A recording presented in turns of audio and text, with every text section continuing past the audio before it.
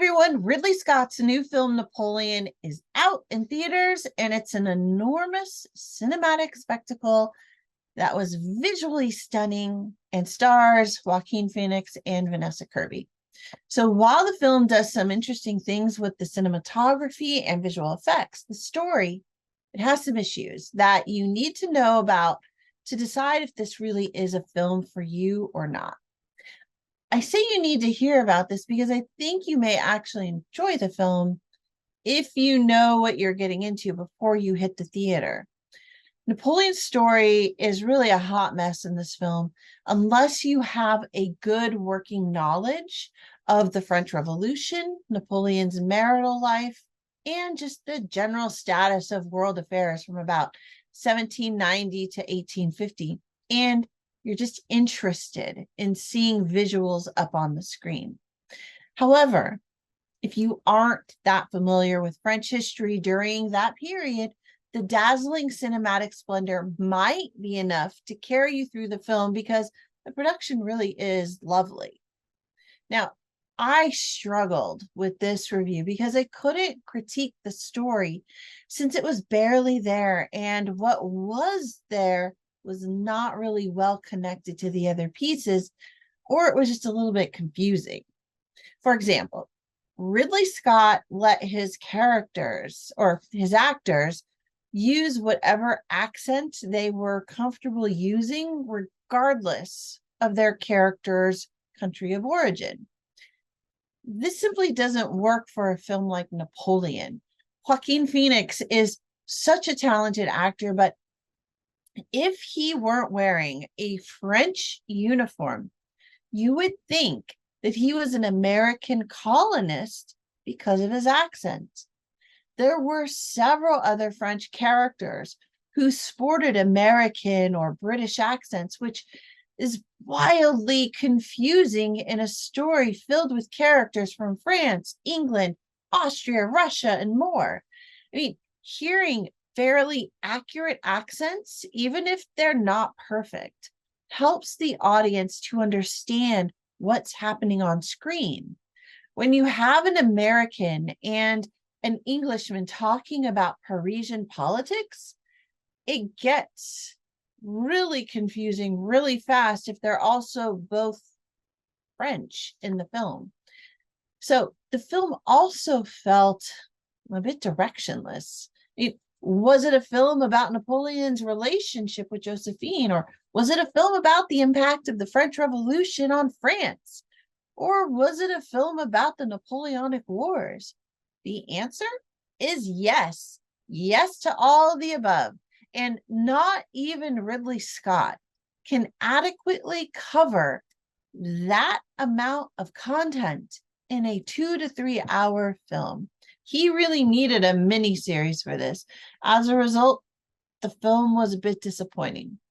It would have been far more interesting if Ridley Scott had chosen like one thing to deep dive into, like Napoleon's relationship or the end of the French Revolution that kind of gave rise to the Napoleonic Wars, or even the aftermath of Moscow and what came next in that string of failures that ended up leading to the ultimate kind of destruction of Napoleon's desires.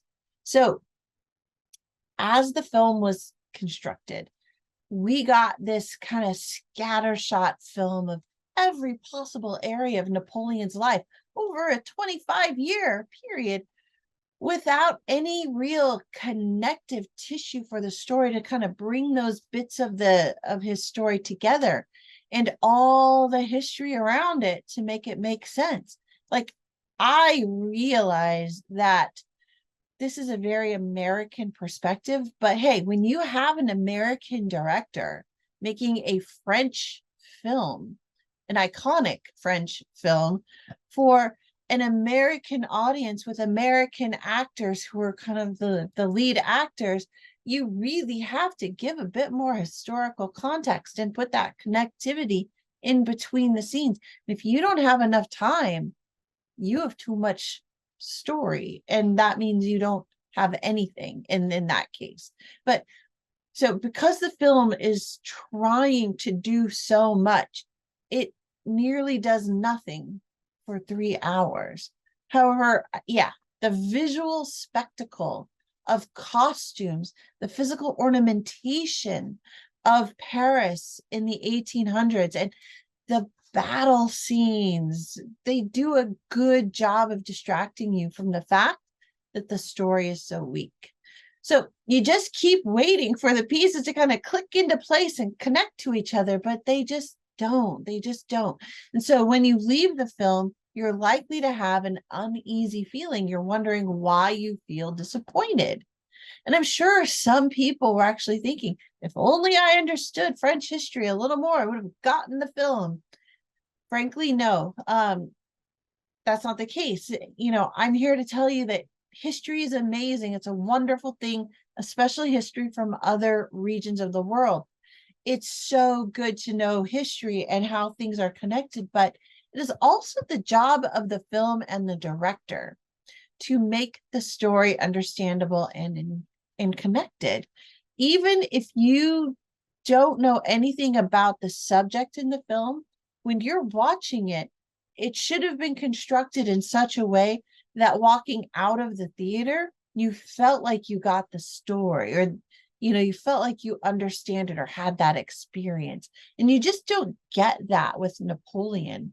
However, there is some good in the film. There is something going on with Napoleon that's kind of interesting and new because of how the film was organized and that thinness of the story, plus the constant barrage of Napoleon on the screen. We get this weirdly fascinating cinematic version of Napoleon's personality. I don't know, it's almost like a voyeuristic view of Ridley Scott's interpretation of Napoleon's personality. So not his character, but his personality. And we see how that personality shifts and changes throughout the film. So I think Napoleon is actually a cinematic personality piece, a big budget Hollywood-esque art house type personality piece nonetheless. The other thing that the film does really well is the cinematography during those battle scenes specifically. There were a few moments in the film when I was struck by the idea that this battle or that battle, that was the scene, that was the reason why Ridley Scott wanted to make this film. However, those scenes were often kind of dislocated from the story, making the film feel jumbled together.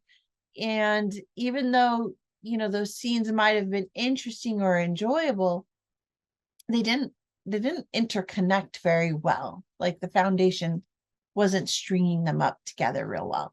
But you still get a sense of Napoleon's personality in those scenes as a commander. And in that moment in time, you really do get a sense of who he is in that moment, solidifying my claim that this really is a giant 3-hour personality piece. I think there are people who will enjoy the film. There are moments that have big wow factors to them, like the costuming makes this a wonderful period piece, and the battle scenes, again, are so gritty and realistic that they will stay with you. However, it is a commitment to sit there for nearly 3 hours watching the film and waiting for it all to come together, waiting for it all to make sense when it doesn't. This wasn't a film for me, even though I enjoyed a lot of parts in it. But between you and me, I kept wishing there was a dragon that would show up. I was just wishing for dragons because my mind was wandering. Specifically, here's the thing, specifically.